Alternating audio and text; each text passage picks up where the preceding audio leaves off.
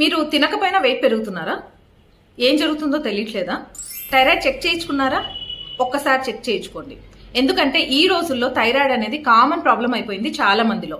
ముఖ్యంగా లేడీస్ లో ఎక్కువగా వస్తుంది. ఆఫ్టర్ డెలివరీ కావచ్చు, లేకపోతే ఆఫ్టర్ మెచ్యూరిటీ కావచ్చు, చాలా మందికి ఈ ప్రాబ్లం అనేది వస్తుంది. ఎందుకు అంటే హార్మోన్స్ అనేది కరెక్ట్ గా రిలీజ్ అవ్వట్లేదు. కొంతమందికి హైపర్ థైరాయిడిజం ఉంటుంది, కొంతమందికి హైపోథైరాయిడిజం ఉంటుంది. హైపోలో వెయిట్ పెరుగుతారు, హైపర్ లో వెయిట్ తగ్గుతారు. యాక్చువల్ గా థైరాయిడ్ అనేది గ్లాండ్ అండి, అది ఇక్కడ ఉంటుంది, బటర్ఫ్లై ఆకారంలో ఉంటుంది.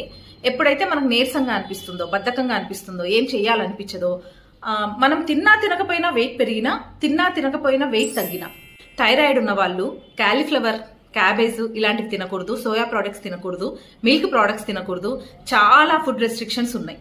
మిల్లెట్స్ కూడా సరిగ్గా తీసుకోకూడదు, అది కూడా రెగ్యులర్ గా డైట్ లో ఉండకూడదు.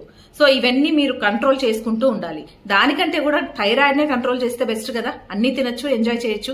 మీకు అలాంటి రిజల్ట్స్ కావాలి అనుకుంటే, ఎందుకంటే మా దగ్గర చాలా రిజల్ట్స్ ఉన్నాయి. థైరాయిడ్ నార్మల్ చేసుకుని లైఫ్ ని బాగా బ్యూటిఫుల్ గా ఎంజాయ్ చేస్తున్నారు, ఫుడ్ అన్ని ఎంజాయ్ చేస్తూ. సో అలాంటి రిజల్ట్స్ మా దగ్గర ఉన్నాయి. మీకు ఒకవేళ థైరాయిడ్ ప్రాబ్లం ఉంది అంటే మాత్రం వెంటనే నన్ను కాంటాక్ట్ చేయండి.